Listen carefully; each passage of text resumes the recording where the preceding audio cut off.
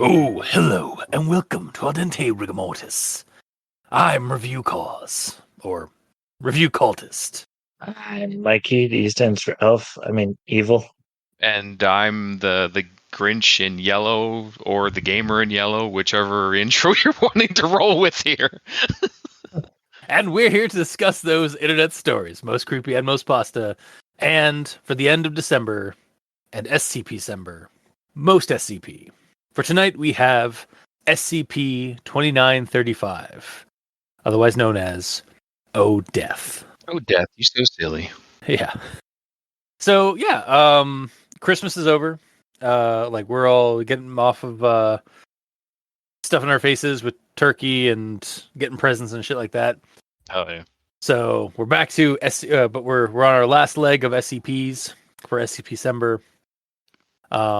And I guess we hit one with a bang, at least personally for this one. Yeah. So SCP-2935. I'm gonna recommend this one wholeheartedly. I personally recommending this one. Yeah. I'll fully recommend it as well, honestly. All right, well let's dive into this one and find out why we gave those initial recommendations and see where it all stems from. So, starting with the rundown, which I'm going to admit is very skimmed, like heavily paraphrased.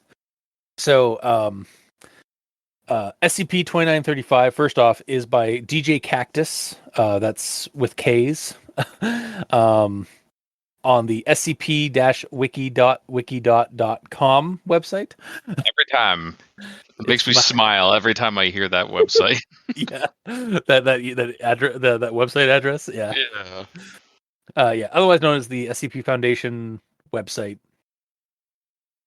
And SCP-2935 is a portal to another version of Earth, another world instance of Earth, as it were, within a limestone cave underneath Indiana, specifically a small town called Joppa. The Hut? No, God damn it, Joppa the Hut. There's got to be a Pizza Hut in Joppa now. Hell yeah. This other instance of Earth had all life, biological and otherwise, even down to the microbial, die instantly on April 20th, 2016. The various addendums and reports in this entry detail the team that was sent in to explore and determine the cause of the event. And while a lot of samples and data was acquired, the team couldn't, at the time, figure out what had happened and ended up perishing when they set off a Foundation site nuclear device. On the other side, like in that world instance. Fortunately, before all that happened, a drone had been sent in to recover the acquired samples and data and returned to the other side of the cave in the living world instance.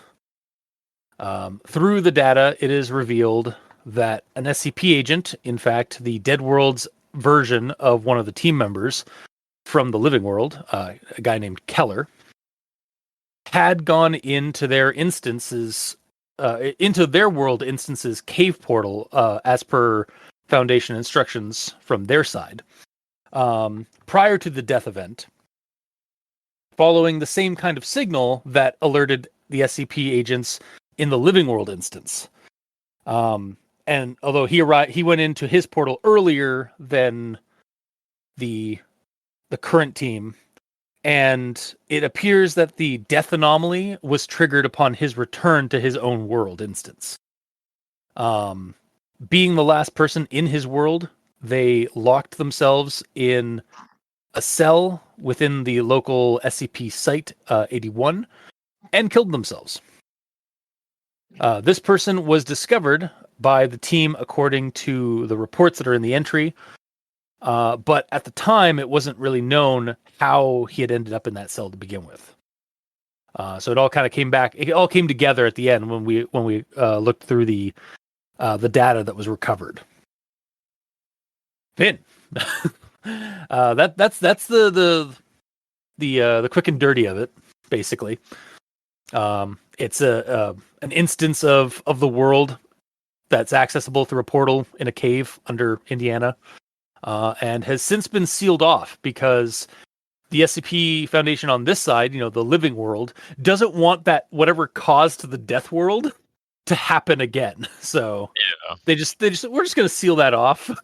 So yeah, that was SCP-2935 O-Death. So I suppose we should move on to number one tolerance to grammar acquisitions. At this point, Mikey, do you have anything? I have a conjunction junction. All right. And next stop, Conjunction Junction. Doot doot. Exploratory mission 2935.1. Codename Gauntlet. It's pretty pleasant. It's accurate with that newspaper on that date. It's stale, but there's no... It's covered in dust. But the food, it's all stale, but it's not rotten. It's summer in the Midwest. It's so goddamn quiet. Exploratory mission 2935.2. Codename Overland. It's right inside. It was an automated response, but a lot of them could. And probably working that day too. It would probably ping maintenance first, and then system command, and then site command, or literally anybody on staff. It says the program is still running, but no response at all. It's not me in there. And it's an encrypted security warning, but it wasn't triggered automatically. But it's not likely. Or somebody put it there. It's just the 7 of us. It looks like it's moving. It's just the fucking light. It's all dried out. It passed through 81 on the way there? It did. It'd be just around this corner. There. It's dead. It can wait. Exploratory mission 2935.3, codename 19. It's fine, but this isn't our reality. It's somebody else's. It must have triggered an emergency breach protocol. I can't.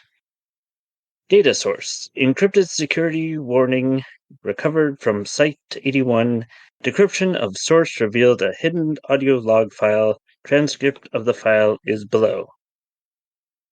But this, everything else. But it's this one. And the silence. God, the silence. It's all gone. It's all gone. Finn. Wow. First off, I was going to chastise you for the fact that this is all dialogue. but see, I'm using a but in my conversational at the beginning of my sentence. Anyway, but that really was just like a really fun, like disjointed, like one-sided phone call, basically, or like a weird, like creepy transmission. the way you like laid that out. So yeah, I approve. That being said, yeah, dialogue. Yeah, you couldn't even finish it. It's just like, that being said, no, but it's the way the character it's the way the character talks. But these sort of things happen when Mikey grabs all the sentences, throw out a story that start with words that they probably shouldn't, like its, ends, or buts, because there's always better words to use except when it's dialogue. Exactly. Thank you for that addendum. Yeah.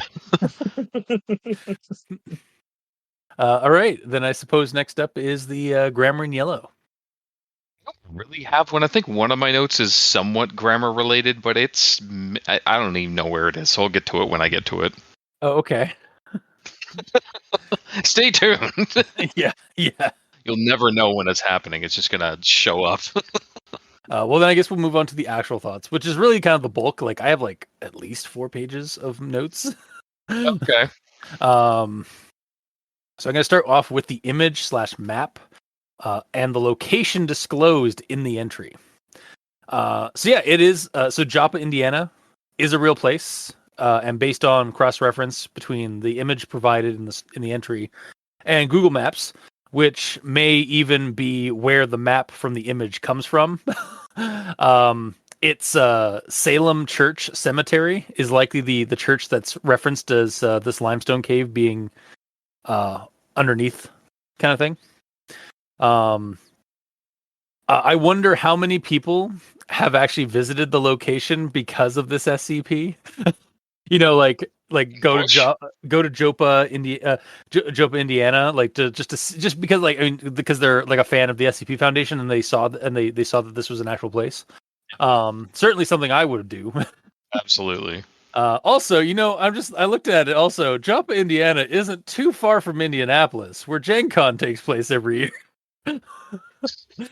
Road trip. Gotta find a cave out there. Hey, Adam, Jeremy, you want to go to Joppa, Indiana? Where it's there? It's like an SCP Foundation entry. But yeah, so I again, you guys know me, my yearning to visit real life locations of creepypastas. It would be wild if you went to those exact coordinates and you saw a cave. If I actually saw a limestone cave, I'd be like, nope. Yeah. I'd start looking around. I'd start getting paranoid too. Yeah, the amount of attention to detail. If the author literally went out into the woods and found a cave, got the coordinates, okay, I'm gonna base my story on this actual cave. Because there is actually even an image of a cave, of a limestone cave. So if that's actually somewhere near Joppa, that's wow. Yeah. Yeah. Mad props if that's the case. Oh, absolutely. Yeah. And then we get this bit here after the images and maps and stuff.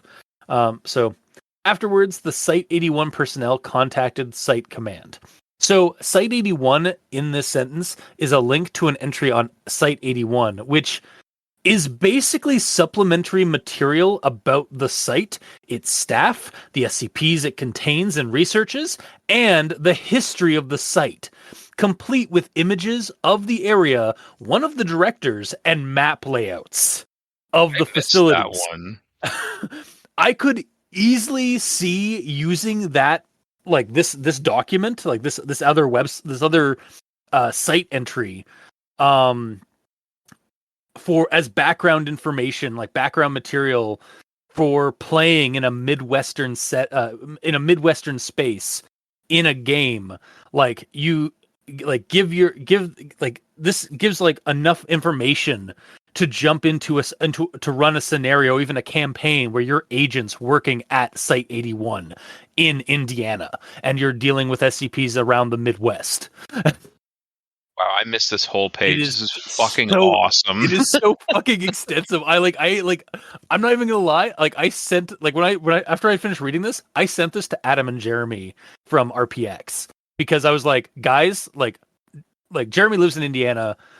Adam's pretty close. I was like, you need to read this. This is material for we could run a game based off of this alone. There are 541 D class just in this one site. Yeah, exactly. You can play D class. You can be characters as D class. You could be agents that are working in the field, working out of based. This is your base of operations. Because it covers basically this Indianapolis or Indiana and the surrounding states. And wow. It's just, oh my god, it's just so much information. Honestly, this is what it felt like Christmas. This SCP had so much information. So much to give. Yeah, exactly. And it's funny because last couple of entries that we've been covering this month, I know you gamers specifically have been complaining about them not doing a lot of having a lot of research or a lot of notes about the information. Yeah. Here you go. Merry Christmas. Merry hold my eggnog. Yeah, exactly. So yeah, I had to highlight that because the Site 81 document is so amazing. I can't believe I missed that. Thank you for pointing that out. Yeah. And then the next thing I have here is from the exploratory mission. I'm just going to go with codenamed Gauntlet. Command. Can you confirm life signs on any of those individuals? Juno. I can. The adult male is dead. The female to his right, and to his left, and the child also dead. This had to be pretty recent. No signs of decomp. At this moment, as I was reading the story, it just kind of occurred to me that since all life is dead in this world, like it was established like earlier, that probably meant bacteria as well, which might mean there's a good chance that these bodies in this world won't decompose as quickly.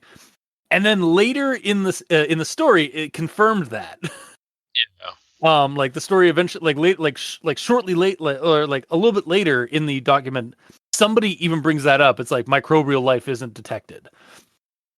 So yeah. And then the next thing I have here is from exploratory mission codename Overland. Main roads are navigable due to few vehicles being on them at the time of the aforementioned total death of all life within SCP-2935. Okay, so I don't know about you guys, but as I was reading this, I was getting this kind of really cool and eerie feeling. The way this report was reading and addressing the situation here, specifically when referring to SCP-2935. Like, it was a clinical dissociation in the writing. When really when you realize that every time they're mentioning SCP-2935, it is basically discussing the total death of all life on another version of Earth. Yeah. But like, there's a dissociation from that because of the clinical nature of the SCP Foundation's entries. And I really appreciated that. Like, cause like, it was like, sort of like the Foundation is obviously like viewing this as, like scientific and like in a very formal manner. But like on the human level, it's like an entire planet just was wiped out in an instant. Like down to the microbial level. Yeah. And not even biological life, not even all biological life, not all non-biological life, all AIs and like higher functioning sentience is dead as well. As we find out later, like the robot, like basically any artificial intelligence, like the mechanisms are still running, but there's no one home. And it gets even worse like later on in the story, but I'll get to that in my notes because I have that. So the next thing here, upon reaching Bloomington, MTF E13 split into two separate teams. One, led by Agent Roy, which would move directly to Site 81, and another, led by Agent Juno, which would attempt to access the off-site deep storage server bank. Oh. Are they going to find dead versions? Like, so at this point, I was like, are they going to find dead versions of themselves? Like, assuming they were assigned to Site 81. The first thing you went with? The first thing I went with is, they're going to split the party? That's never a good idea. Well, there's that too, yeah. But it was at this point I was like, oh shit, are they going to we're going to get some characters that are like going to meet themselves but dead. And if that's not brought up in this entry, that would be a really good fucked up thing to have in an encounter and when on one of these missions. But then soon after we get this, Ullman, Roy, yes. Ullman, I was wondering, I know you guys were on assignment, but I think I was on site on the 19th. Roy, I was thinking the same thing. I was on site that day too. Ullman, you think we're in here? Well, shit. I need to read faster. that was me. It's like, shit. I'm just like, I'm catching on early, and then like the story is confirming my thoughts. Mm-hmm. I'm glad I was on the same wavelength as the story when it was like, I'm glad the story was actually like kind of like basically like giving me that kind of notion, the correct notions. Yes. Yeah. And then the next thing here, Roy, makes sense. Last checked off is April 19th. Keller, patch into the system again and try to find out what triggered the emergency broadcast. Ullman, you and Indigo go check the break room over there. See if... I don't know. Allie. Boss? Roy. Sorry, shit. I wasn't expecting this. Not like this, anyway. I thought it would be messier. Breaches usually are. But this is... Daniels. Clean? I mean, they're pretty obviously corpses, but they're clean. No blood, slight post-mortem excretions, but it's all dried up, and it's all dried up at this point. Think it was a disease? So as I was reading this part, I was like kind of reminded by, and this is spoilers for the Firefly film Serenity, by the scene in that movie when the crew reaches the planet Miranda, and they find this whole planetary colony just dead, not violently, but just like they just laid down and died like peacefully, but an entire fucking planet. Yeah. And it, like that kind of like fear or that kind of like horror is kind of what the story kind of invokes. Is just like in an instant, everyone just dropped.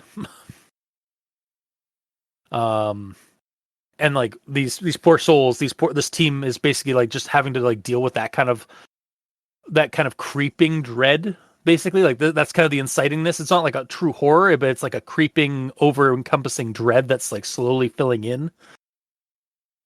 And then we get this part here. Roy. So nobody came calling? Keller. Nobody but us. A couple of days later. Roy pauses. What about the AICs? Alexandra is patched into the site, isn't she? Maybe they're still here. So AICs, or artificial intelligence conscripts. So the AICs letters in the sentence I just referenced, is another link to a page known as the AIAD, the Artificial Intelligence Application Department. Basically, it shows the various AIs utilized by the Foundation and some articles and reports regarding them. Again, just more information that I didn't even like clue. It's like, oh yeah, I guess the Foundation would have their own AIs to like help manage like all the like basically manage their pan global or pan governmental global foundation. When you said it helps them manage, I auto completed that to democracy. Yeah, it's just Helldivers all the way down. Yeah. But yeah, I just like when they reference like AICs, I was like, what the hell are AICs? And then I was like, oh shit, they have like I didn't realize, but it makes sense that they'd have artificial intelligences.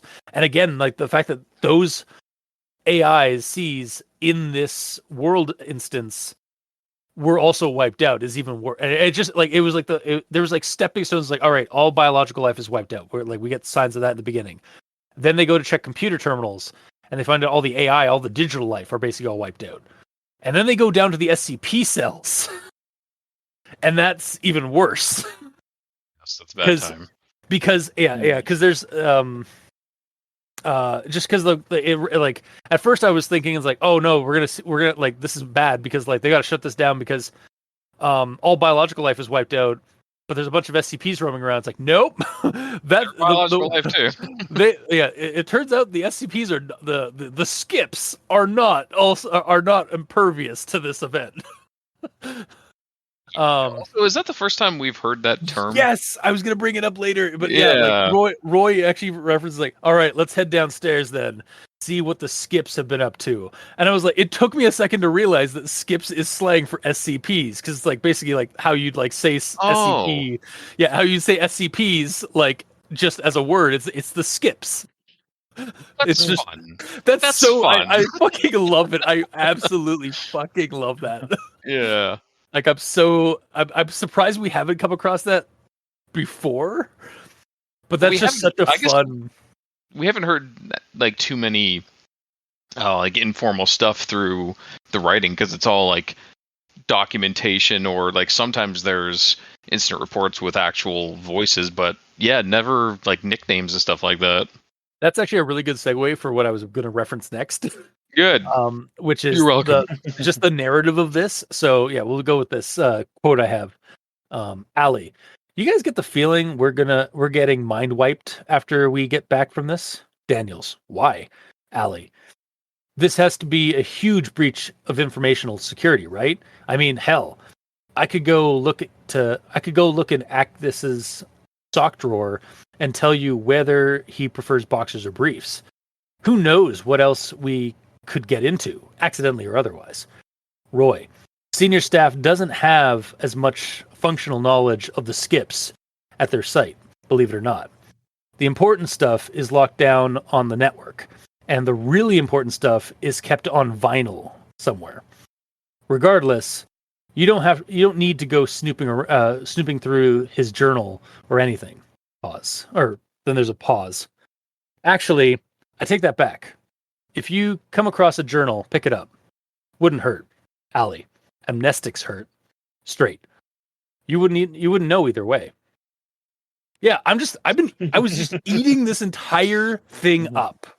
I love the narrative. I love that we get to these correspondences between while they're out in the field, like these little bits of information, some of that.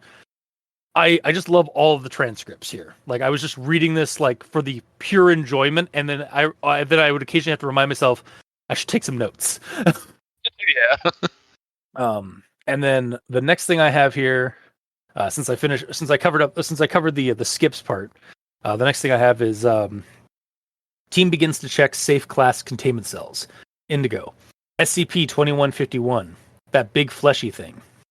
So I would add this one because it's a link to an SCP, but since it's already on the list in the link for Site 81, since Site 81 has a massive, also has an extensive list of all the SCPs that it currently has contained in it. I'm just going to add all of those to our ever-growing list of SCPs. So, yeah. Then my next thing here, this is where I suddenly realized that SCPs were not safe as well. So straight there in the corner, Ullman. Is it moving? It looks like it's moving. Roy, it's just the fucking light. Look, it's all dried out. Agent Indigo examines SCP-2151-1A. Indigo, yeah, this one is gone. Check that chamber. The rings should be in there. Daniels, they're in here. They're all tarnished, though. This one is rusted through. Roy, bag 'em. Let's move on. What's next?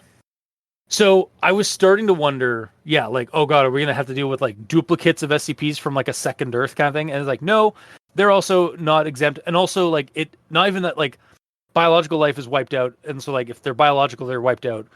But even if they're not biological, they are rendered inert. Which I thought was also really good, especially with that notion with the ghost girl that just double dies. Yeah, pretty much. It's what is all that stuff on the walls? It's I think that's all her, and it's why'd she have such a violent end? It's maybe it's more intense when you die a second time. I loved that. And then we get to the corpse of SCP-682. And it's the corpse of SCP-682 is visible within the chamber. Entity displays no signs of life. At that point, I was just lock this up, seal this reality off. Nope, out of there right now.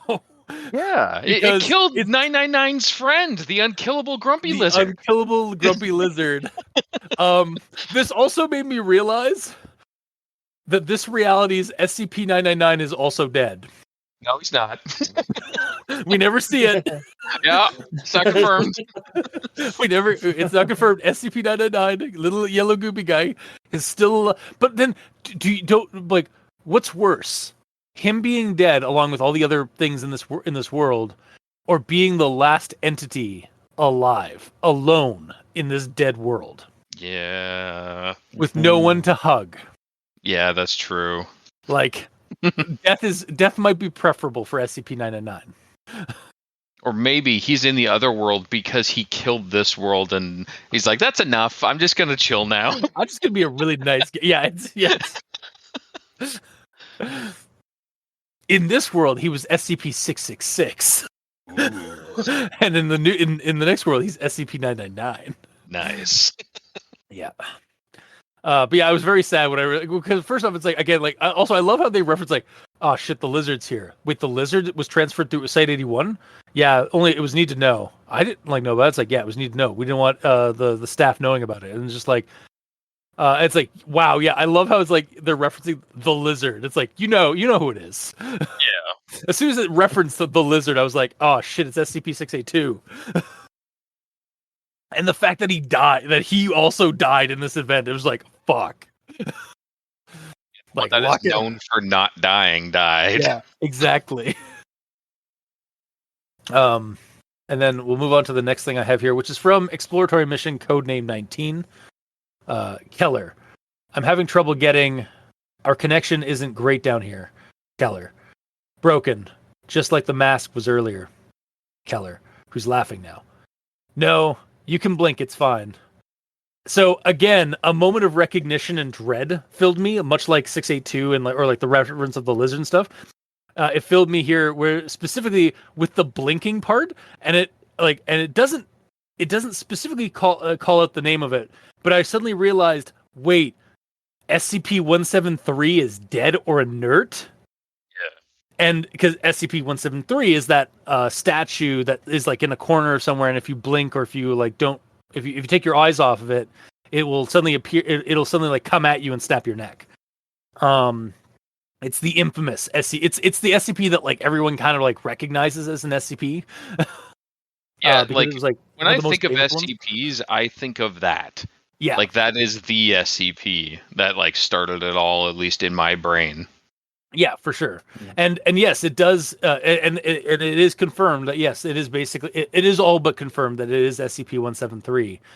Because I checked the entry, and SCP-1. I actually checked the entry for SCP-173, and it says it was moved to Site 19. Okay.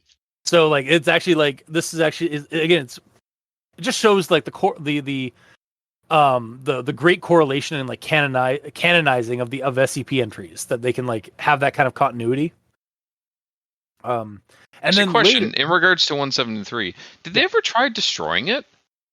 Because it's just made of concrete and rebar, right? I think they have tried, but it like I think it was pretty much like impervious. I think. Oh, okay. I'm not entirely sure though. But and later on in this entry, we get like when we're getting like the data and like all the art, like the confirmations of all the SCPs, we get a reference to it where it's like because they recover some artifacts or some items, and some of the items that are recovered by the drone is some concrete and rebar with spray paint on it. Oh, that's what that is. Which is now inert. Like the anomaly is now inert. So it's like, oh, but fuck, it says it was unidentified though. It's definitely it's like concrete and rebar with spray paint. That's definitely SCP-173. Yeah, I guess you're right. Yeah. And then the next thing I have here, Keller talking to himself. Hello, SCP-079. Are you awake? Pauses. Nothing. That answers that. So I believe this SCP is some sort of like supercomputer, and I will add it to our roster. SCP-079. And then the next thing I have here is Keller again. It must have triggered an emergency breach protocol. I can't. Keller. The door is locked, Juno. I can't just magic it open. Keller. I'm sorry. I'll try to get something out. Keller. Hey, Command. This is Keller. The on-site nuke at 19 got tripped. We're locked in down here, and Kale wants you to tell Anita that he loves her. And Daniels has family in Florida. Just let them know he's all right. That you're going to be all right. Roy has kids. He says, you get it. Well, that explains... So this, when I read this part, I was like, well, that explains some of the earlier wording that I noted, where it seemed like, or hinted at, that the agents in the field didn't come back, or like something was up with the team. Because like, it almost seemed like that, like the document earlier on was like kind of referencing the team in the past tense. And then we just get this. I was like, okay, well that explains it. They didn't make it through to the they didn't make it back because they got nuked.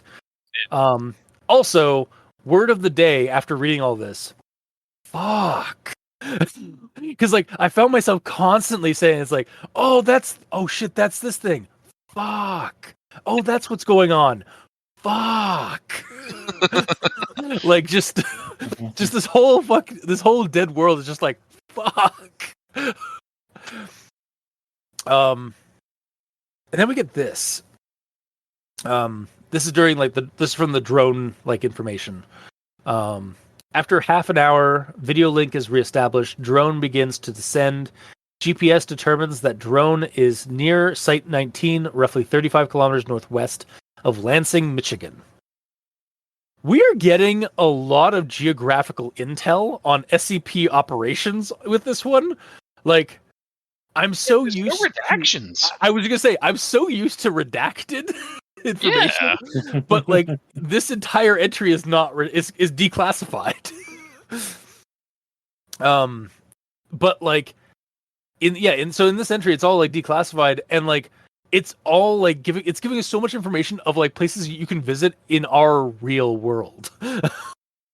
That would be that in the SCP world are SCP sites or things like that. Like the Foundation happens in the real world. It's a real thing. Yes. Glad you agree. Also, I just got to say it's interesting that like all these events are taking place in the United States, and they're using kilometers as their measurements. Well, it's because it's the superior. Yeah, of course. Measurement scale, obviously. And SCP Foundation most is of the world use it. Yeah, and to be fair, SCP Foundation is not like bound to the U.S. government. They are a pan-governmental organization that's like, or like a trans-governmental organization that's global. So yeah. And then this is from the data acquisitions. This is like my last bit here.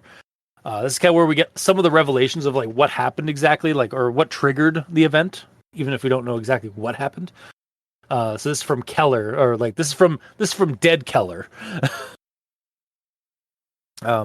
Something must have been in that cave. Something must have followed me out there. Needed me to go in there. Needed me to bring it out.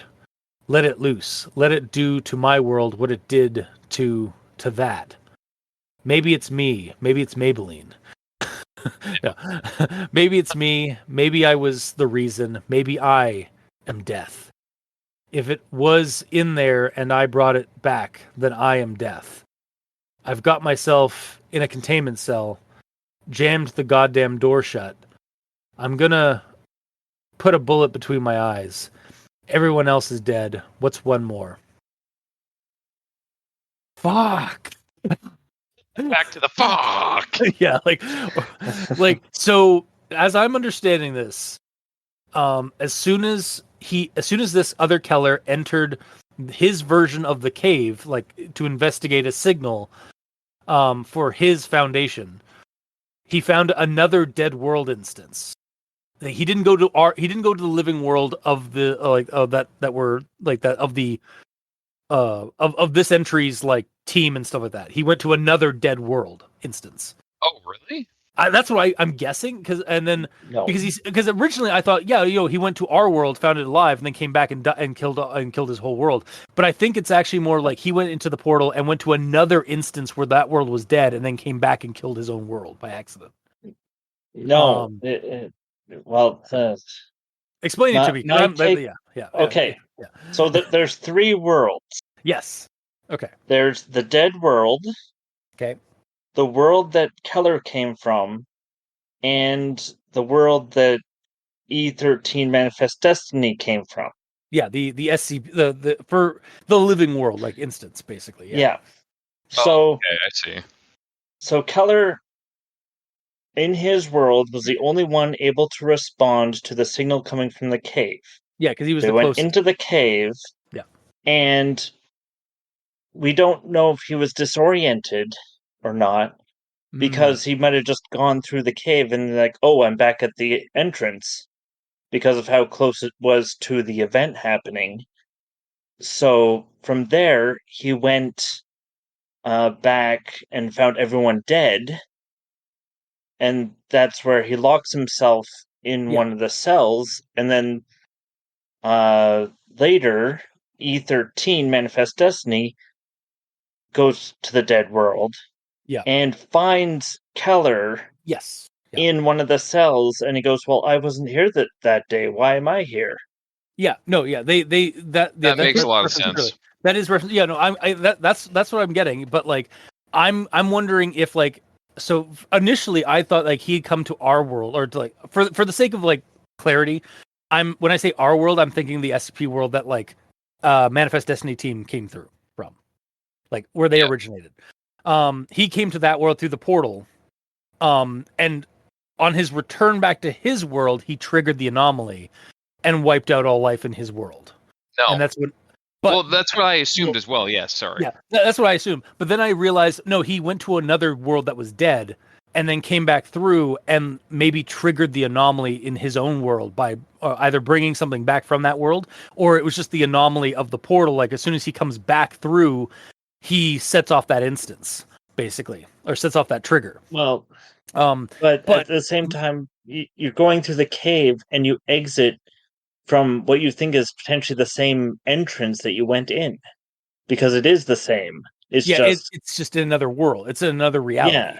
Yeah. No, that's what I mean. Like, so I was almost wondering, like, maybe because like the difference between him and and his dead world and the team that went through and our living world is that the other team didn't actually go back to their living world. Whereas I think he did. So like he set off the total death of his world by coming back through to that portal, like through that opening. Whereas the other team was told to stop, and not come through, and they received a bunch of new material and a drone to set up a base of operations in that dead world for the time being. They never went back through to the living world, so they never triggered the event. Back. If a single person went back, it would have triggered. Yeah, exactly. Yeah. Yeah. And apparently drones are exempt from that because I guess like maybe because they're not living or they're not even sentient. They're just like a tool. Yeah. So, but yeah, so it's all like it added like an extra level of like cosmic horror and dread because of just how close this living SCP world came to being wiped out as well, along with another, just became another line of dead world instances. Like basically, I'm almost thinking that there's like just like a multiverse of dead worlds because of this happening over and over and over again. Like somebody always goes in and comes out, and it's so damn lucky that none of the team members came back through, and they just sealed off that cave because like just to be safe. I initially gave the story a little shit for the fact that like why didn't they go back like after the first exploratory mission, because wouldn't they want to pull them out and like give them a physical and see if there's any effects from being in that other world? But from the sounds of it, if they did that, they would have doomed the entire planet. Well, also like if we're going with that. Like, yeah, and also in terms of like safety protocols, they may have like kept them in there just for the time being because they didn't want them coming back and bringing something back with them, like as per protocol. And they were a team, whereas like the other guy was just one dude, so like he had his own like agency, so that's why he came back. Yeah. He still worked for the Foundation. He didn't work for a different agency. God, shut up. You know what I fucking meant. Yeah, of course I did. But yeah, so I when I got to the end, I was like, "Holy fuck!" Like they came so damn close. What you meant is fuck. Yeah. Fuck. Fuck. Suddenly the nickname for this one, "Oh Death," rings truer than before. Just because like he, oh fuck. That's just the name. It is now. Yeah. But yeah, no, like I just like it's so, and I originally when I thought because my one thing is like, why was he decomposing so much faster than the rest? I guess maybe because like he was the Deathbringer. Like he actually had something, like basically had the essence of death on him when he locked himself in that cell. But like my initial thought was because like all microbial life died in that world, and if he went to the living world and like maybe touched something and got some microbials back with him, or maybe because he's the only living person, he has microbials on him. Yes. Yeah. And so when he came back and like he killed himself in that cell and he was decomposing, that's because of the microbes that were still on his person, in him. Yeah, like the act of him going back through the portal triggered the death of that world, but it didn't do anything to him. Yeah, and nothing, and anything that was associated with his body. So like his body still had microbials in it, and so like they would have started feasting. So that jammed cell door, that jammed cell room chamber in Site 81 in the Death World is the only life, the only associated life, like basically microbial life, in that entire fucking planet, on that entire fucking planet. To that room to repopulate that entire world. Yeah, it's just like that's the extra level, just like how fucked up this, like the cosmic horror element of this is. It's just like it only took him walking back, like either like walking through this portal and coming back to possibly trigger an anomaly that wipes out everything, like not just normal mundane life, but like digital life and SCP supernatural anomalies. I don't get how it distinguishes. It probably doesn't. It doesn't distinguish. It just wipes everything. It clears the board. But it doesn't clear the board completely, because like you could turn on a digital clock and it would work if you had electricity there. You know what it is? If you turned on an AI, it wouldn't work. It's because it wiped out all it's the Halo rings. It wiped out all sentient it wiped out all biological life. And then when it came to non-biological life, it wiped out all sentience. Like it wiped out all intelligence. Yeah. Hence why the AIs are. It just has a way to determine that, I suppose. Yeah. Well, and also like again, it's an anomaly, so like we're never gonna know exactly how it works because it breaks reality. Now, the question is, what if there is no way home for biological matter? Like if you keep going through the cave, you keep going to dead world after dead world after dead world. Yeah. Yeah, like what if there? Yeah, like it's a like you can only go down. You can't go back situation. Up. Yeah, or like it's like if you descend down, but you don't have any way of getting back up. Kind of like how he this may not even be his home world. It may have been like he might have just made the assumption that it was his homeworld because he went back through the cave, and it was so damn close to what he had, or to what his original world. But yeah,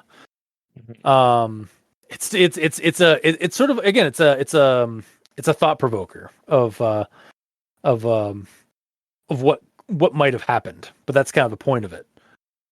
I feel like the dead world can't just be a singular dead world that all the other live worlds are connected to if they go through that, because there would be so many more copies of dead people there, of multiple different universes all accidentally going to the dead world and dying.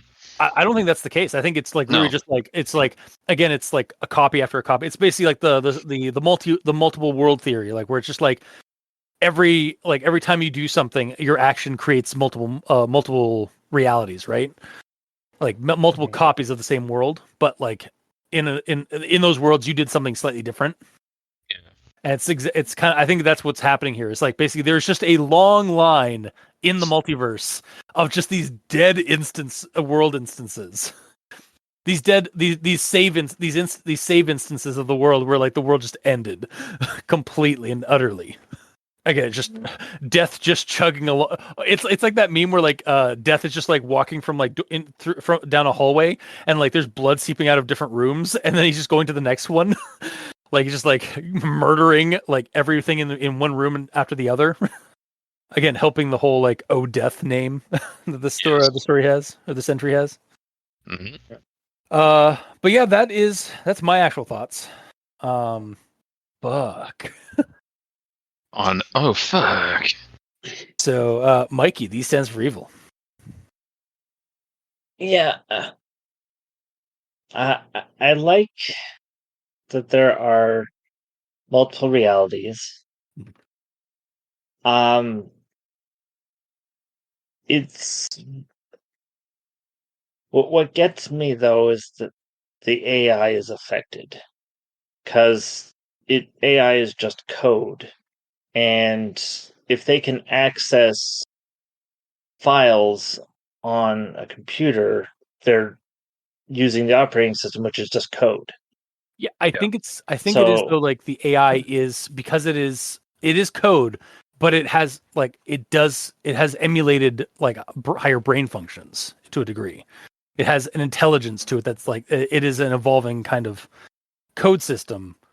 So that's probably why it's affected. Also, again, it's an anomaly. I know it's a scapegoat, but it's an anomaly. So yeah, whatever killed everything isn't a scientific or a mathematical thing that did killed it. 682. Yeah, it just. Oh no, that means it killed Joey Fucknuts and all the boneheads of Bulcher Gulch, or would it have? Because they're technically they're undead and they're kind of boneheads. They're kind of dumb. It doesn't matter. You can still care that they died. I know, but it killed a ghost, so it could absolutely kill them. You know, that's true. Yeah, fuck, it killed a ghost. No, it killed Joey Fuck. It killed this world instance of Joey Fucknuts. Yeah, 999 was worse. It was bad enough. Mm-hmm. Mm-hmm. Yeah. Yep. And I also like that it goes the route of sort of last man on Earth with the Keller. Yes. Yeah. Like, because you realize he is the last biological being on this world. He's the last living anything on this planet. Yeah. So it's one of those things where you either try and tough it out or you take the easy route. And you tough it out. Well, and it's sad because he was literally just 2 days to retire. No, he was just 2 days from return from rescue. Like, or I guess technically 3 days from rescue, because that's when he put in that message, that encrypted message. And then he could have just waited and met his clone. Yeah, he could have. Yeah, he could have met the team if he had just fucking waited. But like he within like a couple of days, he lost all hope and just decided to end it. But like, dude, it wouldn't have helped even if he met the team, because like they're not going back. They all just blew up in a nuke. That's absolutely true. Yeah, they just they wiped themselves out because they figured I'm still on this. Did they actually accidentally trigger that, or did they intentionally trigger that and just say that they accidentally triggered it? Because there is a message where Keller like reports to the drone. It's like, we're gonna try something to try and stop this. If not, just seal it off. Like he says that specifically. So I think he was intentionally planning on doing it. Yeah, sure. Yeah, definitely. But yeah, so like again, like he was, but like still like dead Keller. Which dead Keller? Sorry, other Keller. First Keller. God damn it. Keller or Feller? Feller is a fake Keller. No, I got one. Second one. 2935-Keller. Is because he's the Keller from this SCP. You're right. If he had just waited, he could have at least like established a communication and told the SCP like firsthand. I mean, they still got the information out and they figured out what they're probably able to surmise what happened based off the data they retrieved. But it's sad. It's that tragic horror of like, if he had just waited a little bit longer. It's like the ending of the movie The Mist. If it had just waited like 30 more seconds, the military would have rolled in, the mists would have gone away, and it would have been a happier ending than what we got.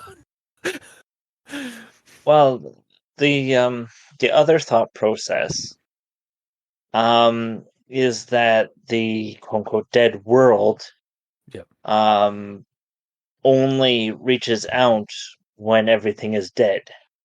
Oh, that's true. So yeah. So if he hadn't killed himself, the signal wouldn't have gone through. The signal wouldn't have gone through to the next one. Task force. Yeah. It wouldn't have gone to the next world, basically. It wouldn't have gone to the next world instance. So yeah. It really is just this weird like pipeline of dead worlds. So this anomaly, Death's just tired of this bullshit and just like, fuck it, I'm just gonna go down the multiverse and just start wiping out the worlds. There's too many timelines. Yeah, and then the one SCP Foundation like world that like accidentally like caught onto his wiles, just like shut it down. It's like, and now Death's just in there. It's like, fuck. Well, and then there's the other thing, which is the SCPs have, or not SCPs, the Foundation has failsafes in place. Yes. Yeah. So after how many days of nobody doing anything will all the nukes explode in all the sites? That's true. Yeah. Like, And so eventually this dead world's going to be a nuked dead world. yeah, it's gonna be even. It's like, oh my! It's basically just kicking the dead horse. Just like, stop nuking it. It's already dead. Gotta make sure though. Yeah. There's only one way to know. Gotta make sure You could nothing find comes back from this. Never mind that this thing was like a perfect killer. Like everything dropped. Like everything just died instantly. Or that was also a really creepy like moment reading that surveillance footage of just like the moment it happened and people just dropped. Like that's kind of fucked. Like that would be so fucked up to watch or to see. And not just all people, everything. So like animals. Second, like every planet every plan. God. Words. Every plant immediately just died. Withers and dies. Yeah, like I'm just suddenly picturing like because it was in like the I think it was in the summer they said. So like all the forests just immediately went from like healthy green to just gray. I wonder if it was like that or if it's just like they died. Okay, now over the span of a few days they'll wilt. Just immediately, just like suddenly, like all the leaves just drop, like almost instantaneously. It'd be so crazy because you just see this like either it would all happen at once, or you just see this like kind of like spreading out, like as leaves or like as the wind is like pulling the leaves off the trees so easily, and just seeing all this like just these swatches of like leaves just like being like all of them just pulled off of a forest. It would be so fucked up. It's truly fucked up because again we just see like a little security footage of it, like kind of transcript, but then like you think like that happened everywhere, like every space, every entity, every organism, every flock of birds, every flock of birds, every animal, every insect, every microbe just immediately died. It really is basically like what would happen if like the Halo rings activated. To except if the Halo rings also affected AIs in the process. Yes. All right. So that's the end of my actual thoughts. All right. Gamer. Okay, let's see what I can talk about that we haven't talked about. Yeah. Oh, I actually do have a grammar one in the grammar section. I thought I didn't have one, but I do. You son of a bitch. I told you you wouldn't expect it. You would never expect it right at the very start. No one expects the grammar inquisitions. Yes. At this point. Yeah, not at this point. No, of course not. Yeah. Nice, Mikey. So it says, Agents Ullman and Indigo move to break room. Which kind of sounds cavemanish. It should be Agents Ullman and Indigo move to the break room, not move to break room. For me, I could take that or leave it. Like I do. Really? It sounds so caveman-y. It's for brevity, maybe. I don't know. Ullman, like, Indigo, move to break room. Oh, is he saying it though? No, is the description, right? It's description, yeah. Okay, yeah. It's not dialogue. You can't get me on this. No. I assumed. I first assumed when you brought it up that it was description, and then when you said like, Ullman, Indigo, move to break room, I thought you were actually like saying it as Keller or something. I was like, oh, is that like? I thought it was dialogue. Anyways, I was doing a cavemanish accent. I understand. I understand now. Okay. But yeah, I don't know. Like I could take it or leave it, but like I do understand I see where you're coming from with that. Okay. Yeah. I will not forget this. Oh no! I'll make you suffer for this now. for this injustice, this pedantic injustice. Indeed. Yes, it is very caveman-y. Yes. So, moving on to actual notes. My first note is in regards to the nifty banner at the top that I always like every time I see it. Oh yeah. So when I first saw it, I'm clicking around on shit, and I'm like, oh yeah, okay, I should get reread up on it to understand it because I like it so much, so I feel like I should understand it. Yeah. So I went through and read the whole refresher thing. And then as soon as I went back to the story at hand, I noticed that the banner is all this muted red instead of the multiple different colors that it's like in the actual memo. Yeah. And it's jarring going back because it's so nice to have them all separate colors because it pops and you instantly recognize the danger level based on colors. But as soon as that's removed, and it's like, oh shit, which one's that? Oh, 2, that's low. Okay, so it's not too bad. I'm glad there's at least numbers on those too, but I feel like that sort of thing should always have color association stuff with it. That's fair, yeah.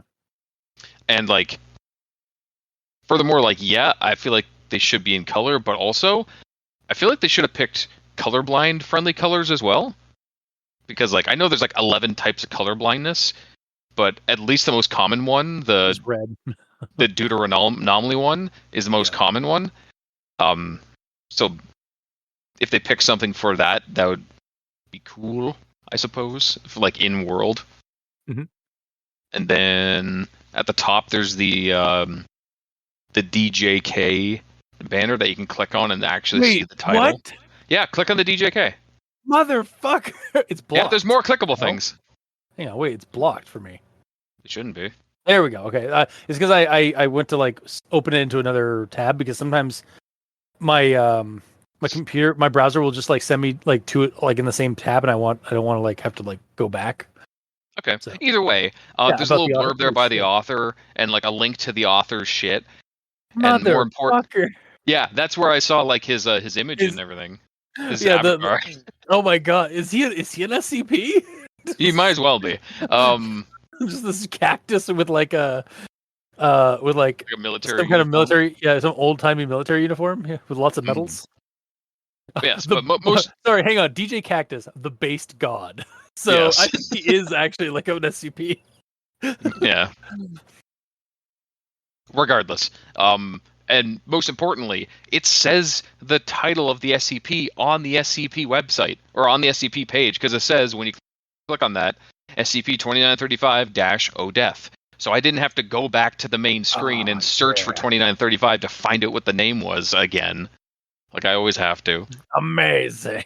Yeah. There's definitely again there's definitely been an evolution in the interface of the SCP Foundation, and some people have adopted certain layouts or certain interfaces. It would be nice if they were all uniform, but that's a lot of fucking work. Yeah. But it's understandable, but also it would be nice if because sometimes when I'm going through these and we click on them and it's is this even the same website as the SCP? It says the same it says the same web address and everything, so I guess it's in the same website. But we have had instances where we've been taken to another SCP website for an SCP entry that we were covering. So, mm-hmm.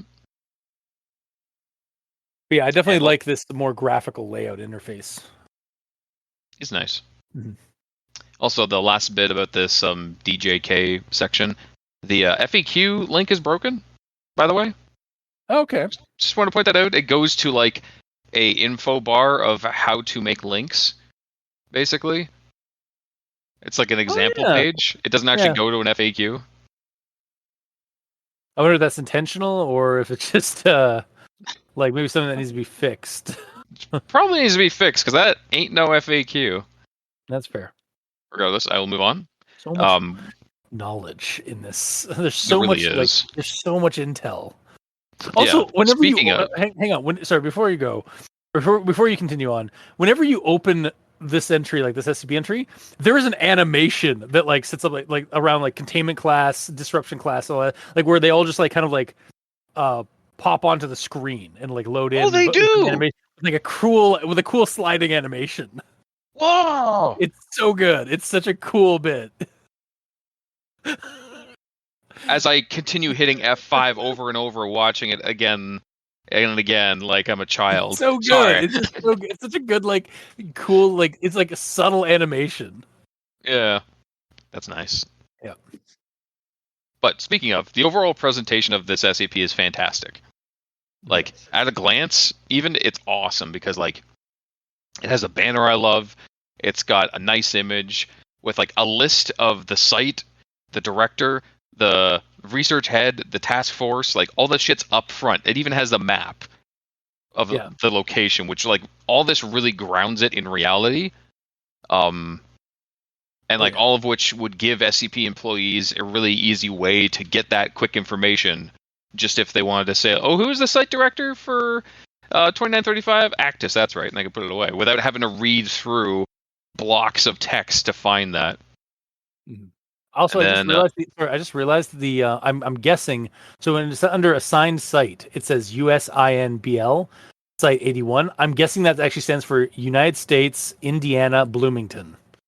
Like those because it's like because this is set in because site 81 is based out of Bloomington, Indiana, in the United States. Yeah, yeah. Again, Absolutely. it's so weird because like we went like in the early days of SCPs, it was like blah blah is in redacted and blah blah redacted and redacted. This and was just I like, love me some redactions. Yeah, we I love really redacted, but like this is just like you have full access, sir. What should we is the next question, especially when it is a world-ending thing. But if this gets in the wrong hands, here's the thing: drill through that concrete wall. Yeah, I was gonna say everything. That's the thing though. This entry is like for an SCP that, for all intents and purposes, is sealed away, like to the point where like no one's going there. But we have a specific location that we know where to go to get it. Yeah. I mean, like, I guess I still think like it's fine the way it is. Like, we don't need the redactions for this, but like, it is odd. But like, maybe there's something like you have clearance, like sort of like at the top or something. Yeah, I would like the option because it is technically a level 4 secret. Like, based on the top, at the top, it's currently a level 4 secret. So that's fair enough. So if you have level 4 clearance, you can see this. Yeah. But I wish there was some of the stories do that where like you have to click on it to that would like to show access or show clearance, basically. Yeah, a lot of the stuff dealing with the mother, I think we had stuff like that, where it was like you need this kind of clearance, and you just click on something, and then it gives you the full access. It's like if you're able to click this, that means you have full access, kind of thing. Yeah, that would have been one more extra thing to add to it. Yeah, it'd be cool also to have this story with full redactions on it, which might just be the entire thing blocked out, honestly, like every word.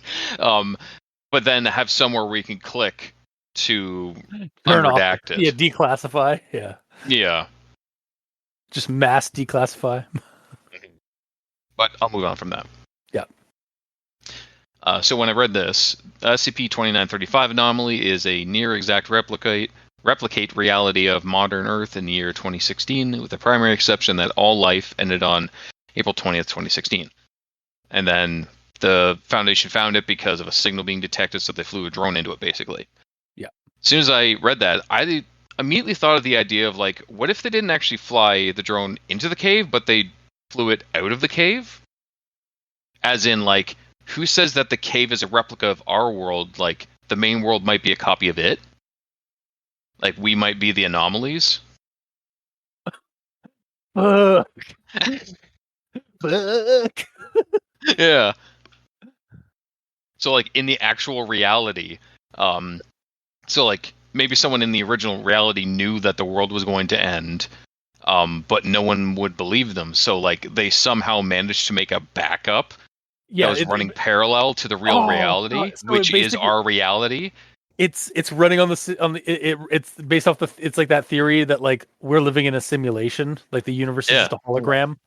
No, it's more along the lines of Pinky in the Brain.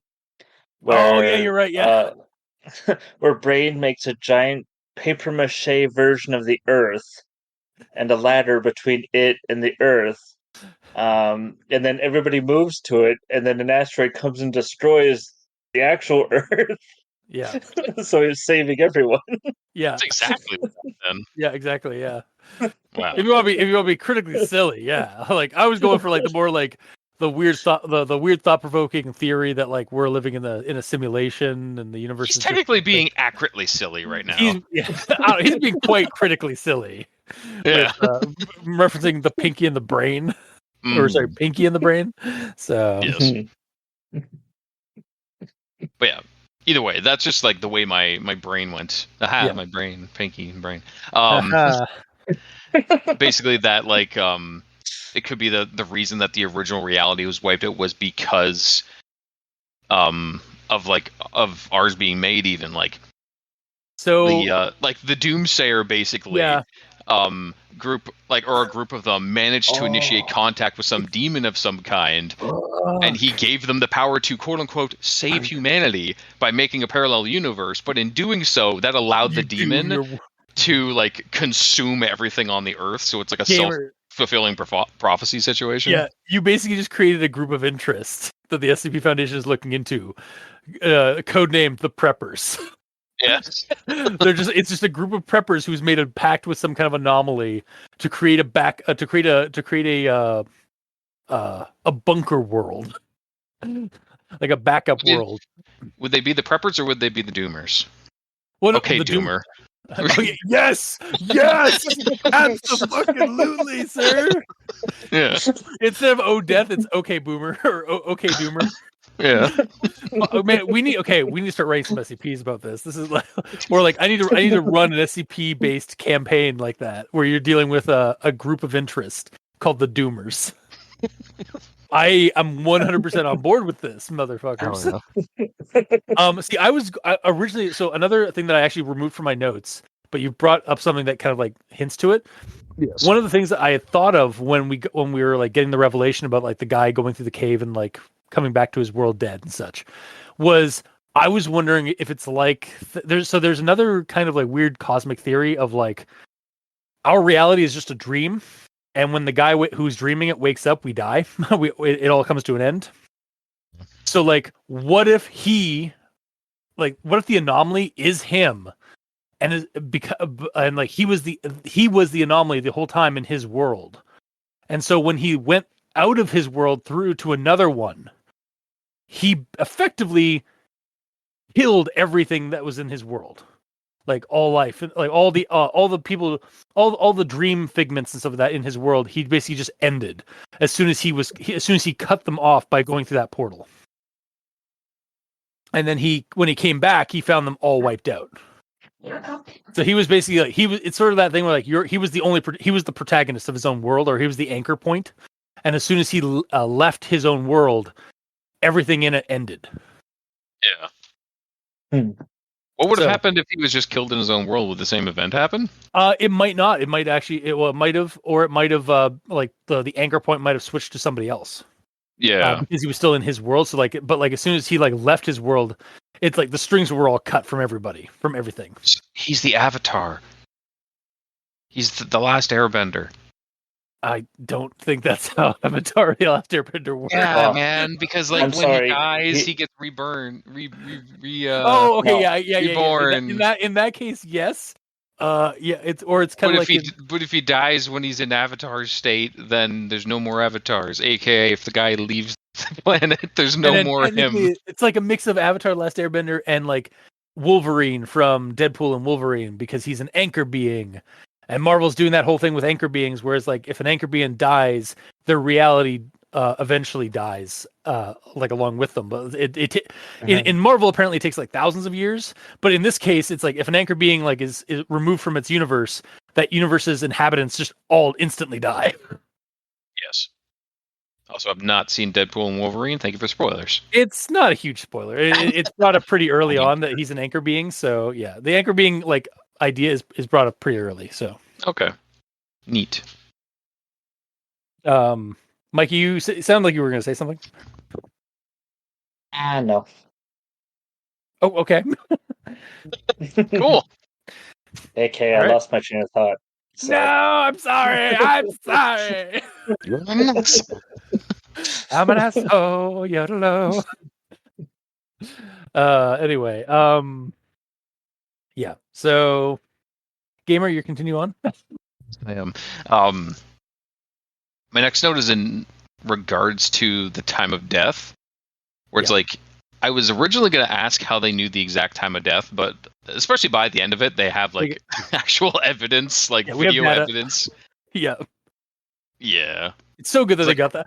Yeah, they got that data. Yeah. For sure. Because like originally, I thought they were just going on the fact that all the like analog battery clocks stopped at the same time, which is only that would only tell you when technology died, if that was even the case. But that isn't even the case in this. No. I was actually thinking that it might been like they could have deduced it based off of like when the protocols all started kicking in, because they could like then kind of deduce when things wouldn't have been triggered, because like again like the protocols started like triggering like when they started losing, when they didn't get any pingbacks on like vitals.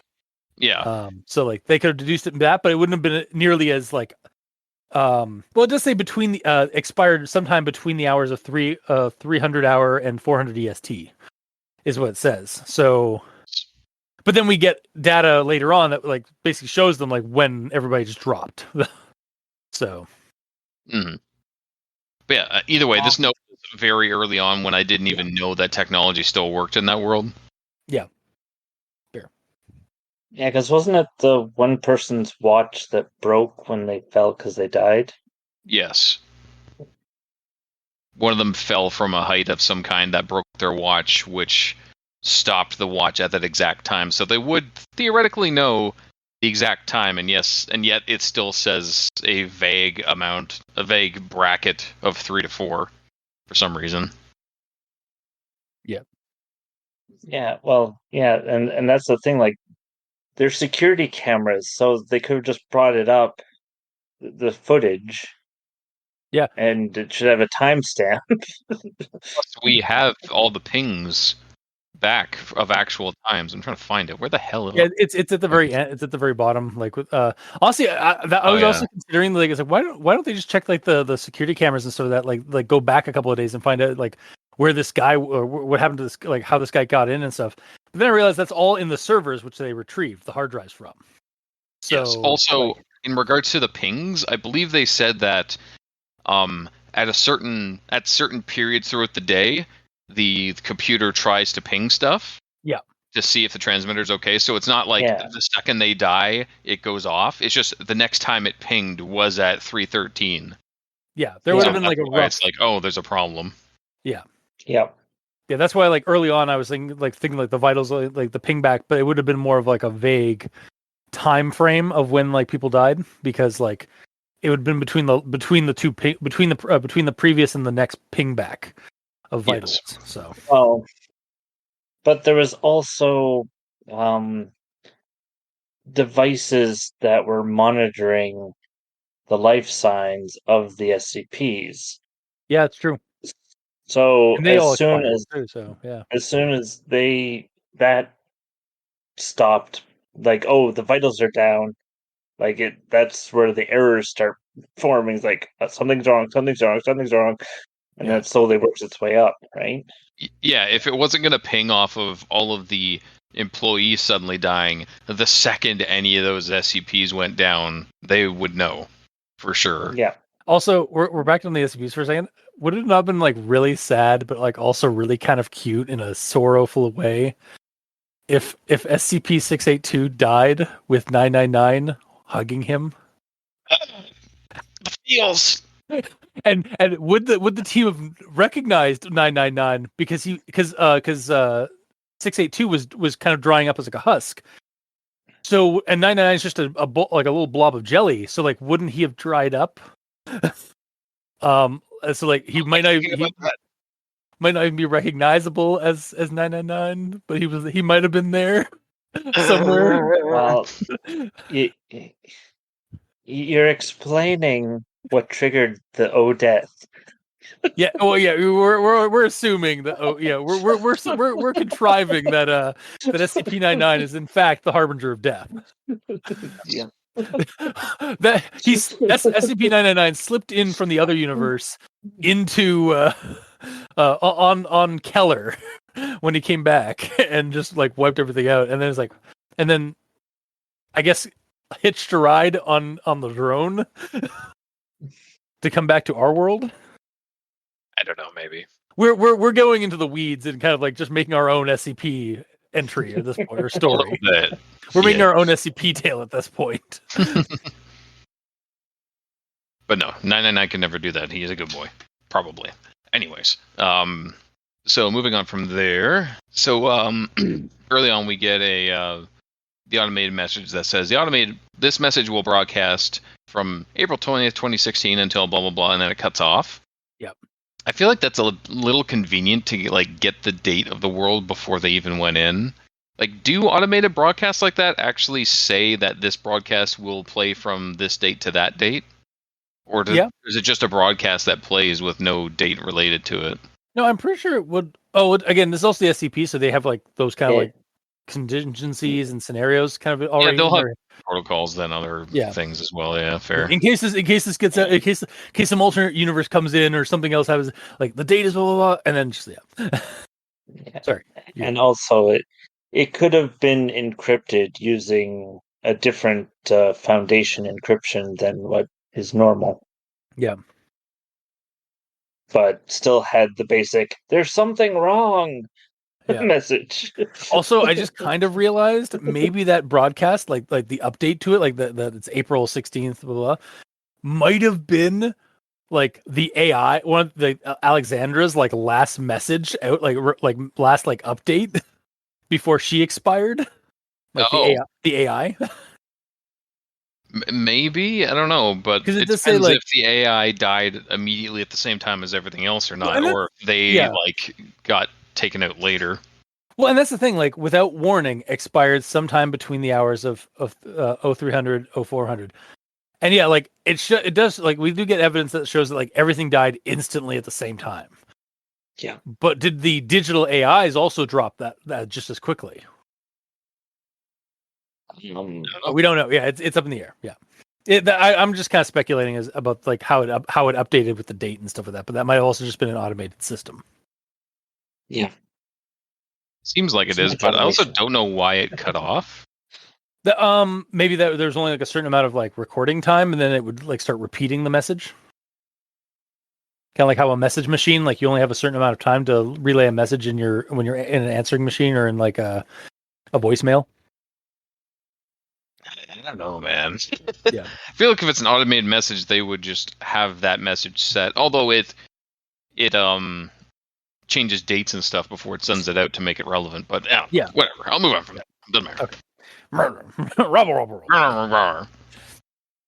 So now we're moving on to codename Gauntlet stuff. We get to this part where the team moves in the front door of the farmhouse. The door's unlocked. The front parlor is vacant. And Agent Kale? Is his name Kale? Yeah, it is Kale. Confirms the power still works within the structure. Agents move for the kitchen. So they move up to this farmhouse, check the open door, and then walk in, all without saying a single word. Because at this point, they don't know what the fuck's going on. Mm-hmm. This is like their first exploratory mission in there. And like, wouldn't they be calling out, be like, "Hello, is anyone there?" They are We're entering. Special forces / like secret agents. They may want to do this covertly.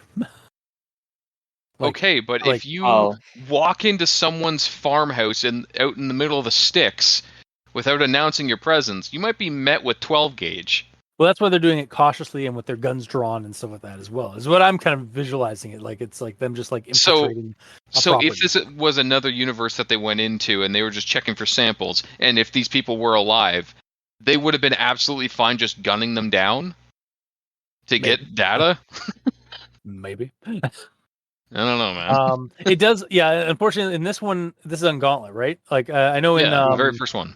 I know in the second one, Overland, it does say additional information extraneous and non-pertinent dialogue has been removed. For full records, please contact Site 81 administration. But it doesn't say that in Gauntlet. So, yeah. I see where you're coming from. Like, there should be a little bit more, like, comm chatter. Yeah. Or, like, maybe not even comm chatter, but, like, yeah, they should have been a little bit more, like, they should have been calling out maybe a little bit more. But again, at this point, all they know is from what the drone saw, and what the drone saw was everything is dead. Yeah. But the drone doesn't know that everyone is dead inside all the buildings. There could be survivors. Like, they're technically going in there to find information, and if they find survivors, great, that's even more information. Yeah. Well, if the drone has infrared, it would be able to tell if there was a heat source from inside the house. That's true. Also, they would have, like, they were also, I think, commenting that they heard nothing. Like, everything is so damn quiet. So, like, you might be you may be able to hear, like, somebody coming at you if it's like that fucking quiet. But I do, again, I see where you're coming from. Like they should have been like more of like calling out for just to announce their presence, just to be on that safe side. But maybe the survivors are being quiet because it's like a quiet place kind of situation. Yeah, it's the Death Angels. Yeah. Is that what they're called? I've never actually seen it. Yeah, they're called they're unofficially, like officially, unofficially, like out of the, like, they're never referenced as Death Angels, but like the movie, outside of the movie, they're referred to as Death Angels officially. Okay. Yeah. Cool. But either way, I'll move on from there. Okay. So now we move on to codename Overland. Overland, yes. Mm-hmm. So the 16-man recovery team led by agents Juno and Roy were given instructions to commandeer functional vehicle within 2935 and reach Site 81. So first off, at this point, they don't even know that any of the vehicles work. This is just a huge assumption by high command being like, yeah, just go in and just grab vehicles. I'm sure they work. They probably have gas and everything in them. It's fine. Because they still don't know much about this. Because they're wanting them to go to Site 81, which is far enough that you need vehicles to get there, but they're going in on foot. Yeah. Well, I mean, they can't bring. I was on the assumption, it doesn't say specifically, so that might be on the story, but that the cave takes 15 minutes to walk into, like, to get down to. They can't bring their own equipment from. They can bring drones because, like, that's fine because it's transportable. But like a full-on vehicle may not be able to be transported through the cave. Which is what I was about to talk about next. Okay. Basically, just I'm curious what the cave transition is actually like, because like if it is relatively smooth and flat, they could have all rode motorcycles. That is also true. Yeah, but I think they could have taken one wheels. This takes place in 2016. One wheels were released in 2014. Or hell, brought a fucking bicycle. Fair. It's better than walking. I think it's just more like it's something that's mentioned or that's probably brought up between, like, outside of the report that probably could have been added, where they did do some tests to make sure like the fuel and stuff for the various vehicles were operational and stuff that were in the area. But yeah, like when they went up to the farmhouse, one of them could have went, I'm going to check and see if the vehicle turns on. Yeah. Or even in this vehicles work. Great. Yeah. Or even in this in Oberland, like they address that, like in the additional information, like from based on some samples and tests that were run during codename Gauntlet, vehicles do seem to still be operational, kind of thing. Yes, if it did say that. Yeah. But either way, the whole point of this note here is I feel the cave itself honestly needs more description, because all we get is that it's a limestone cave that takes 15 minutes to walk through. Yeah. Meanwhile, the cave itself is kind of the SCP. It's at least the doorway to the SCP, so I feel like it needs a lot more focus to it. That's true, yeah, because it is kind of we know nothing about it. Does it look like a normal ass cave, like that you could just walk through it? Yeah. Or is there like weird shit in there? Yeah. No, it's just a normal like limestone cave underneath a cemetery near Jopa, Indiana. Yeah, it could have said like what the diameters are and stuff like that, like in the description. I think that would have been There's cool. so much more information. Like there's so much information already, like that. It's kind of interesting that wasn't added. Yeah. But it would be interesting if like, okay, the cave, the limestone cave. There's a 2x4 that's like laying on the ground at a 45-degree angle at the entrance, and then like when you're walking through, you step over that, and when you're about to step out the other side, there's the same 2x4. And like, or like some part around the middle, there's like when you're walking through the cave, there's like a gap. There's a hole like in the floor, a chasm that goes down, and then as soon as you're walking past that chasm, it's a mirror of everything that was on the other side of the chasm. The cave itself is mirrored from that point onward. So like, I'm assuming that is the case because you come out the same way you came in. So at some point in that cave, it does flip, but we don't get that. Mm-hmm. Yeah, it just says that like on the other side of the cave is a replicate Earth, basically. Yeah, but don't they walk for like 20 minutes through the cave? So it's a 15 like, minute. Yeah, it's a 15-minute walk, I think, is what it said. yeah. So if you're looking at cave, a lot of people, when you switch around the direction, you don't realize that it is the same. Like, because it's flipped, right? Yeah. It's the exact symbol of driving down the street one way, then down the other way. It's completely different, but it's the same street. Yeah. I've actually I've had that instance where like I'm driving down the street. I've driven down a certain street so many times, and then when I finally driving it back the other way, it does feel like a completely different road somehow. Oh, I see what you're saying. So you're basically saying there is one path that goes in, and then like makes it a curl to the right and wraps around back into itself and comes back out on the same path. It's not necessarily a mirror. It's just wraps around somewhere and comes back out. No, I think what he's saying is like, so like, say the path into the cave is like it has a couple of bends on the right, and then like a left to go down to the spot where it mirrors, and then because it mirrors, it's going to seem different, even though it is technically the same on the other side. But it's because it's suddenly you're suddenly walking on a bend to the right and then doing some left bends. Oh, I see what you're saying. Yeah. So it is going to feel different because you're going the opposite way technically, but you don't realize that at first.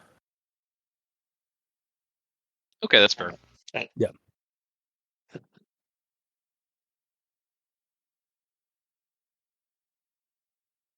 Yeah. So I guess the general consensus there is like a little bit more a few more details on on the cave itself, just to add on to all the data that's already here. Like it's kind of strange that that's kind of vague comparatively. It's like they made no attempt to make any connections about the cave working one way or another way. It's just you go through the cave, you come out, and then that's the weirdness, and they're focusing on that. Yeah. Which is fine, I guess, because that is the main source of it, but still. I'll move on from there. Okay. Now we're on to 19. This one, I basically just have a note saying that I like the one-sided storytelling on this one. Even though every line is being thrown into media res in the scene, technically. So I should hate it. But it was interesting just seeing it the way it is. Yeah. Yeah, it's again like the references to different SCPs and stuff like that. Yeah, like I've seen this kind of thing happen before in found footage, and actually that's one of the things I kind of like about found footage is like just getting these like sort of out of context scenes where like something is kind of creepy or like something's referenced but we don't get all the details, but like it adds to the eeriness of it because we're not getting all the details. So yeah, I agree with you. Then we can move on to the artifacts list and all that. So in regards to the table of artifacts, maybe it's because I'm a perfectionist or have OCD or something, but the columns not being uniform across each section really bothers me.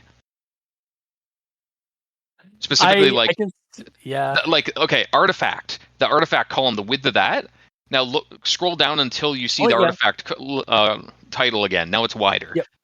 And then it's a little thinner. I do understand. I kind of like the way they did it because it does kind of differentiate that, like, that one table is for Gauntlet, the next table is for Overland, and then the next one is for 19. But there's the recovery site that differentiates that. You don't have to have weird scaling issues to make them pop. I know, but aesthetically, like I found it much more. I found it easier to like kind of realize, like, oh, this is like these are separate. That's what the title's for, though. But like artifact recovery site description, stuff like that. That is with a white background with bold red text instead of the gray background with black text, like everything else. Yeah. Like, I'm not disagreeing. Like, it could be the way you want it to be, but like I don't hate it the way it is. That's all I'm saying. Yeah, they do stand out more because they're different, but it bugs my OCD that they stand out because they're different. Yeah. I think it's mainly because of the additional information. Like, basically, if that's what's pushing or bending the side, because there's more additional information and it pushes it down, or there's not a lot of additional information and it's squished. So basically, in the first section, because the cell phone collected off the adult female corpse has a whole bunch of shit on the right column and additional information, they couldn't make that small, so they had to make that big. Yeah. Yeah. I guess. And yeah, they only have so much width to play with on the SCP website. Mm-hmm. I guess. Yeah, but yeah. I can agree with your OCD issue, but yeah. I can understand why, though. It's just because it's auto formatted. I love how we're having such a Canadian confrontation. It's like I understand where you're coming from. I disagree, but I can see where you're going from. Like it's right? It's such a polite argument. Yeah. Yeah, we're not at each other's throats this time. That's weird. Yeah. We should be. I know. No, we saved that for when you decide to be a smartass. I never do that. Fuck you. There we go. That's actually my last note, actually, because the last note is actually something we talked about already, so we're fine. Okay. Then I suppose we shall move on to the final thoughts and recommendations. Yeah, no, I am going to fully recommend this. I absolutely loved it.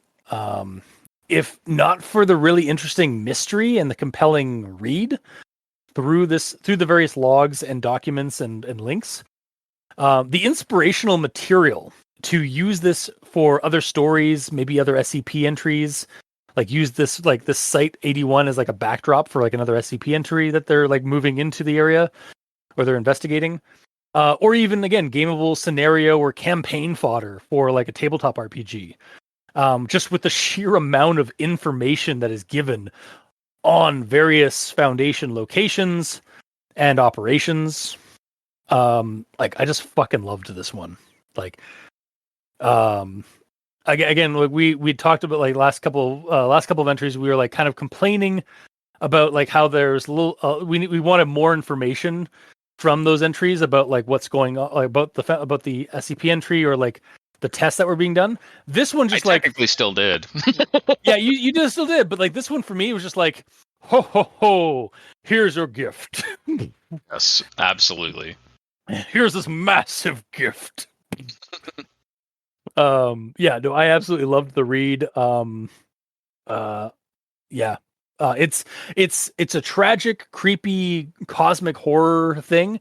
It's not like blatantly horror, but or like it's not like in your face, like violent or visceral horror, but it's just like creeping horror of just realizing that like there's just this dead world there, and your world is could have been very close to becoming that world. Perhaps as if these characters, if these investigating teams had triggered the anomaly for us.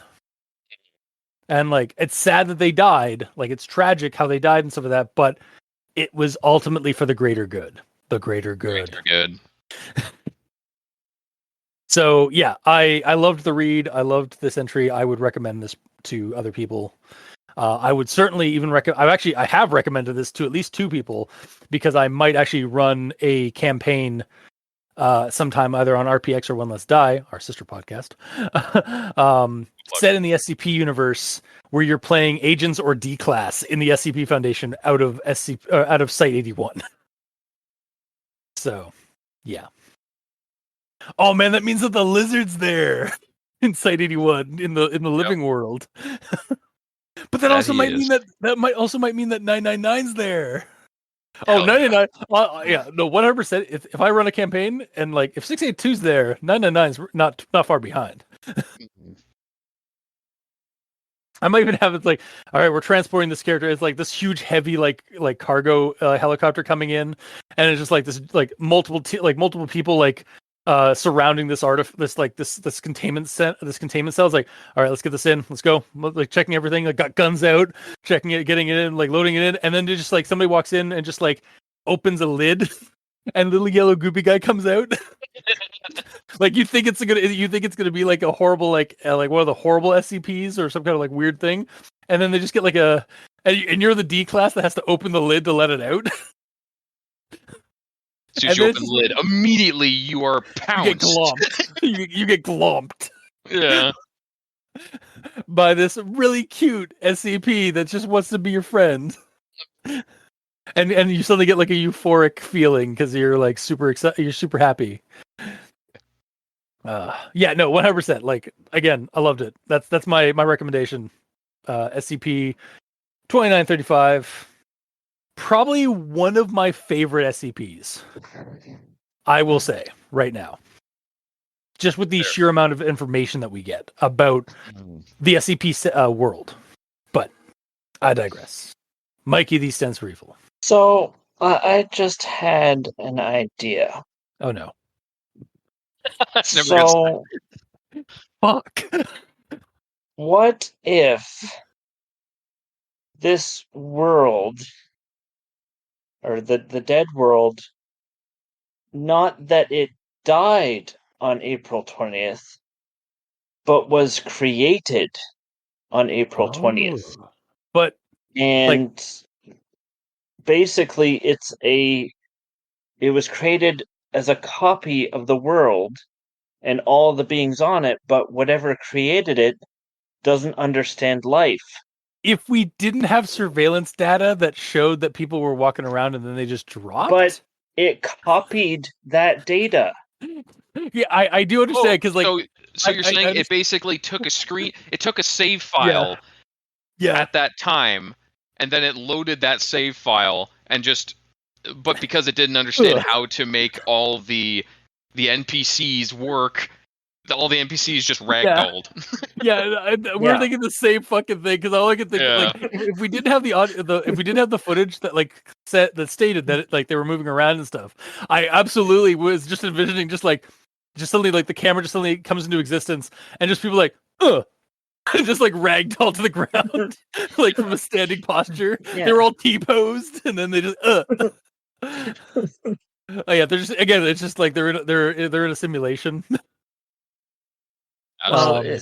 They just forgot to carry in the code to like actually like add the skeletons and the animation AI, the animation triggers and stuff of that. Well, no, it's more along the lines of if you create a human body, like just using the elements and whatnot, you do not create life. Like it will not live. Yeah, you create a vegetative. At the very best, you create a vegetative body, but there's no consciousness. Which is what all these people are. Yeah. Well, no, that's not true. Except they're not alive. Yeah, all of their cells are dead. The only reason they are all dead bodies. Like they are all like nothing is alive. And that's not the case if you're cloning somebody or but that kind of like growing somebody from scratch. But what if they were never alive? That's the point. I see where you're coming from, but again, it's more of the simulation system where it's just like they they're not even like bots in the system. They're just landscape. They're just the landscape. They're just like they're level props at this point. Yeah. Or take your Pinky and the Brain. They're all paper mache character things in the world, and nice callback. And they haven't gotten that formula that the Brain has that like creates water and grass and life on the planet. Because that was another thing, right? Like he created like this giant paper mache copy, and then he like used a formula that like basically grew life onto the world. Mm-hmm. Yeah. Yeah. But yeah, so like is basically you take a snapshot of the world. Yeah. And like as it is right now, bam, there's planes in the sky. Yeah, they're gonna fall because suddenly there's no one controlling them. Yeah, just like yeah. Yeah, it's I get what you're saying. It's a really cool idea. Like honestly, I do love the idea of that. Just a world that just spawns into existence but has no like AI or any like life to it, like on that kind of matter. And have that be like basically using like video game logic and like coding and programming, but like setting it in a reality with like flesh and blood and stuff. I really do love that idea. I don't think that's what's going on in this, but I would love that as its own SCP instance. Just like we found another dead world similar to SCP-2935, except well, just take a look at this footage that we recovered, and they just see it's like, just drops. They just spawn in like for an instant, for like a split, for like a second. They are T-posed and then they just drop like ragdolls. It's like, what is this? Like it's the Source Engine, like Source Engine 5.0. Gmod. Yeah, it's just Gmod like 3.0. Oh man, which is kind of funny because, well, again, first off, they just had the 20th anniversary of Half-Life 2, so there's been a lot of like Half-Life in the world like going on. But I've been watching a ton of Gmod and Half-Life stuff recently, so it's coincidental that you brought that up. Yeah, that's there's final thoughts. Mikey's from Hell's Heart and Mikey's final thoughts. I stab at thee with the connective tissues. Right. Yeah. Sorry. And then, anyway, so my final thought, is that this is just one big delicious nothing burger, because there's nothing in that world that's alive, and all you hear is wind. Yeah, no, it's just this horrible like world that was and is now completely and utterly dead. Like the only thing that's functioning are like the mechanical things, but like anything with even a semblance of sentience is dead.